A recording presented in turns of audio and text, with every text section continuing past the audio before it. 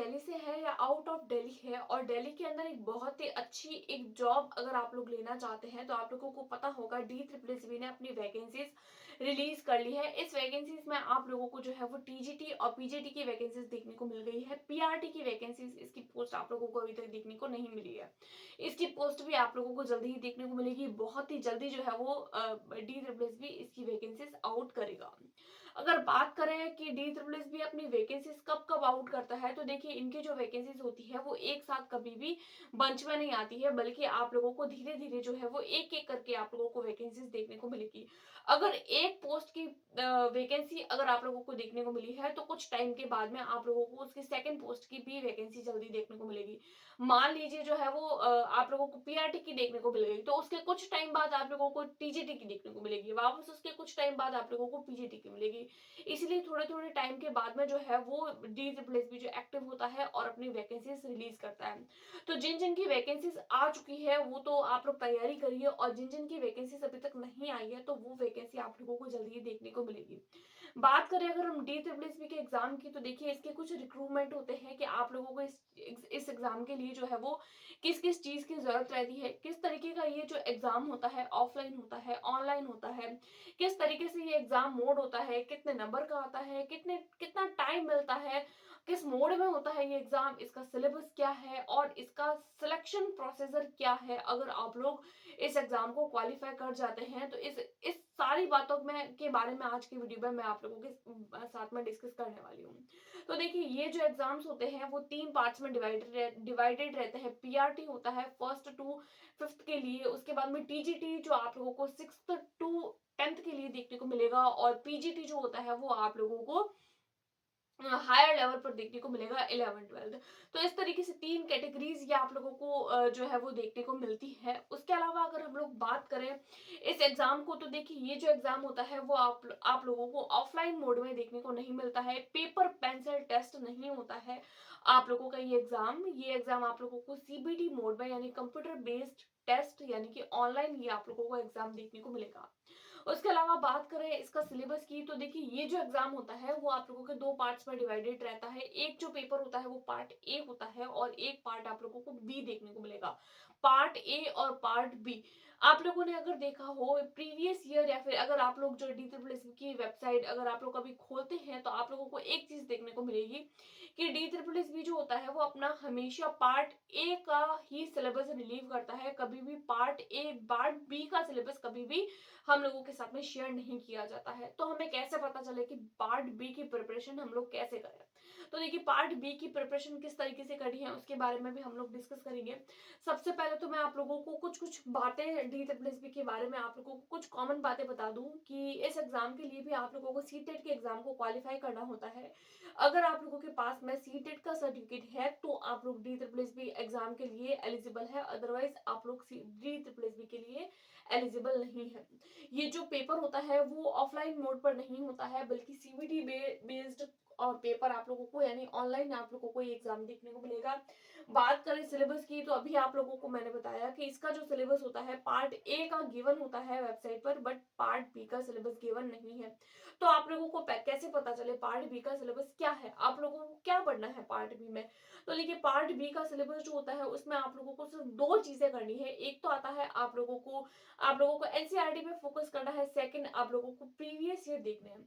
आप लोगों को कैसे पता चलेगा कि किसी भी सब्जेक्ट में आप लोगों को कितने लेवल का पढ़ना है, तो ये चीज आप लोगों को पता चलेगी इसका जो है वो प्रीवियस ईयर क्वेश्चंस देखकर। जब आप प्रीवियस ईयर क्वेश्चन देखेंगे तो आप लोगों को आइडिया लगेगा कि आप लोगों को कितने लेवल का पढ़ना है। तो इस तरीके से प्रीवियस ईयर प्लस NCERT ये 2 ही बातें होती है इस एग्जाम को क्लियर करने की। राइट, अब हम लोग बात करें इंटरव्यू की तो देखिए देयर इज नो इंटरव्यू। इस एग्जामिनेशन के लिए आप लोगों को कोई इंटरव्यू नहीं देना होता है, सिर्फ एक सर्टिफिकेट की जरूरत रहती है। वो सर्टिफिकेट होता है CTET का। CTET के बाद में आप अप्लाई कर सकते हैं अपने इस एग्जाम के लिए, और आप लोगों का अगर ये एग्जाम क्वालिफाई हो जाता है तो आप लोगों को डायरेक्टली जो है वो ज्वाइनिंग मिल जाती है, डायरेक्ट आपको जॉब जॉब मिल जाती है। टोटल मार्क्स कितने होते हैं, तो देखिए ये जो एग्जाम होता है वो आप लोगों को टोटल 200 मार्क में देखने को मिलेगा। आगे ये किस तरीके से डिवाइडेड है उसके बारे में भी हम लोग डिस्कस करेंगे। और टोटल टाइम जो होता है वो 2 घंटे का, 200 मार्क होते हैं और 2 घंटे आप लोगों को मिलते हैं इस एग्जाम में बैठने के लिए। तो ये कुछ कुछ बेसिक बातें हो गई। उसके अलावा एक और बात, अगर आप लोग DSSS एग्जाम के में अगर आप लोग इस एग्जाम को क्वालिफाई कर पाते हैं तो आप लोगों को जो है वो लाइफ टाइम दिल्ली में रहने का मौका मिलेगा।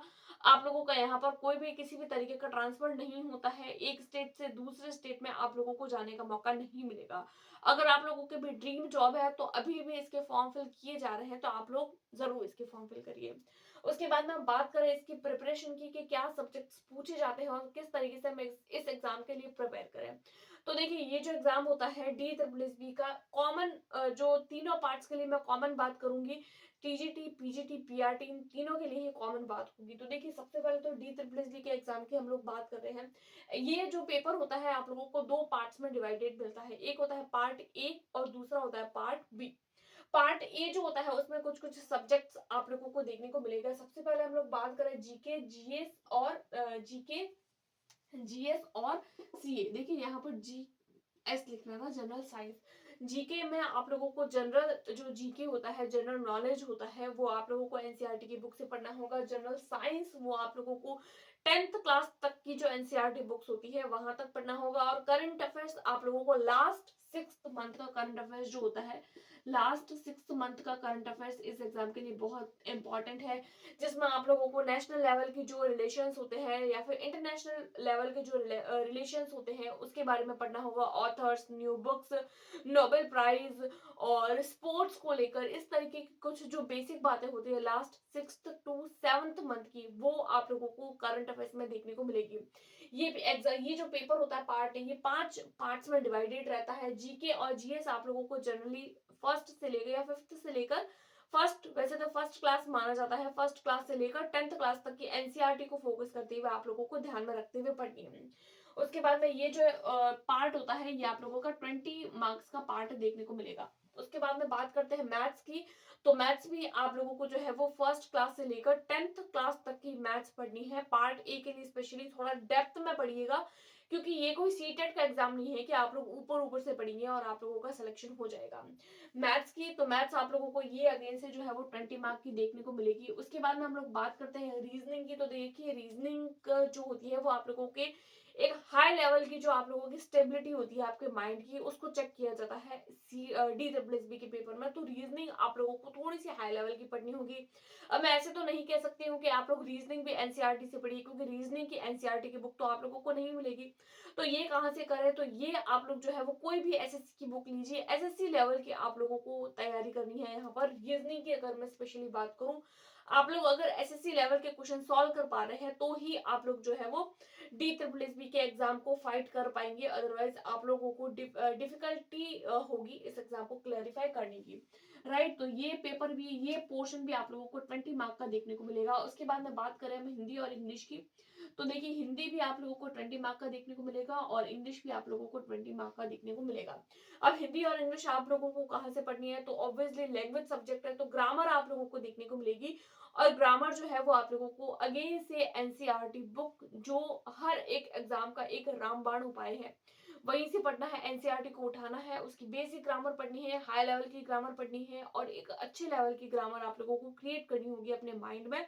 तभी जाकर आप जो है वो इस एग्जाम में एक अच्छा स्कोर जो है वो गेन कर पाएंगे, अदरवाइज आप लोगों को दिक्कत रह सकती है। उसके अलावा एक और अगर मैं मेन इंपॉर्टेंट बात करूं, देखिए मान लीजिए आप लोगों का ये पेपर है, तो ये हमको पता है कि ऑनलाइन मोड पर होने वाला है। मान लीजिए आप लोगों का सबसे फर्स्ट, जैसे ही आप लोग पार्ट ए का जो पोर्शन होता है उसको खोलते हैं, तो आप लोगों को इस तरीके से क्वेश्चंस देखने को मिलेंगे। फर्स्टली मान लीजिए आप लोगों को जीके, जीएस और सीए के क्वेश्चन देखने को मिले। अब मान लीजिए 20 नंबर के क्वेश्चन, आप लोगों को 20 क्वेश्चन देखने को मिल रहे हैं और 20 में से आप लोगों को सिर्फ 15 आ रहे हैं। 5 क्वेश्चंस में मान लीजिए आप लोगों को डिफिकल्टी हो रही है या कंफ्यूजन हो रही है कि आप लोगों को नहीं आ रहे हैं, तो आप लोग क्या करते हैं, आप लोग आगे की तरफ मूव कर जाते हैं। मूव करना कर यानी कि आप लोगों ने इस वाले पोर्शन को आप लोगों ने लॉक कर दिया और आगे मैथ्स की ओर बढ़ गए। अब आप लोग मैथ्स के क्वेश्चन सॉल्व कर रहे हैं। मैथ्स के क्वेश्चन सॉल्व करते करते आपके माइंड में क्वेश्चन आता है कि जीके जीएस का एक क्वेश्चन मुझे याद आ गया और मुझे अगेन से जीके जीएस वाले पोर्शन में जाना है। तो देखिए D triple S B exam की एक खासियत होती है कि अगर आप लोग एक पोर्शन से दूसरे पोर्शन में चले गए हैं तो अगेन से दूसरे पोर्शन से आप लोग पहले पोर्शन में नहीं जा सकते हैं। इस बात को आप लोग ध्यान रखिएगा क्योंकि इस एग्जाम में ये सबसे इंपॉर्टेंट बात है। आप लोग अगर मैथ्स से रीजनिंग में आ गए हो तो रीजनिंग से आप लोग फिर से मैथ्स में नहीं जा सकते हो।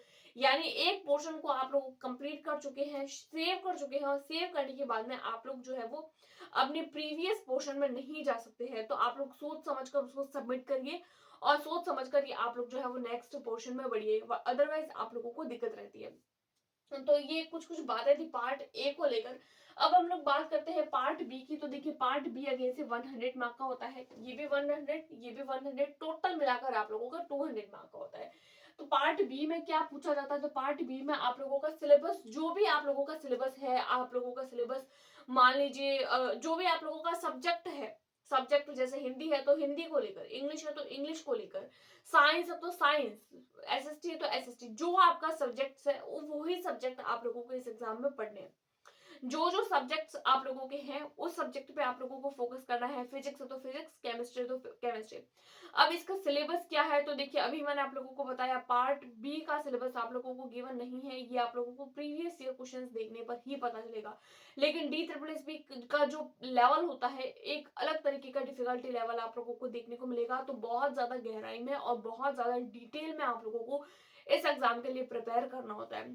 तो ये कुछ कुछ बेसिक इंफॉर्मेशन थी और कुछ कुछ जानकारी थी जो मैंने इस एग्जाम के लिए एनालाइज करी है। तो मुझे लगा क्यों ना इसको एक छोटी सी वीडियो में आप लोगों के साथ में शेयर करूं। तो ये कुछ कुछ बातें थी डी ट्रिपल एस बी को लेकर। आई होप आप लोगों को ये वीडियो पसंद आई होगी।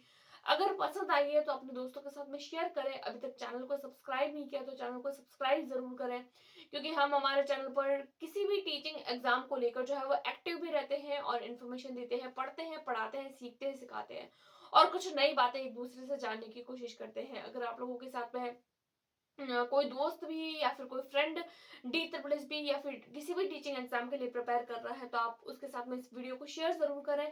Thanks for watching.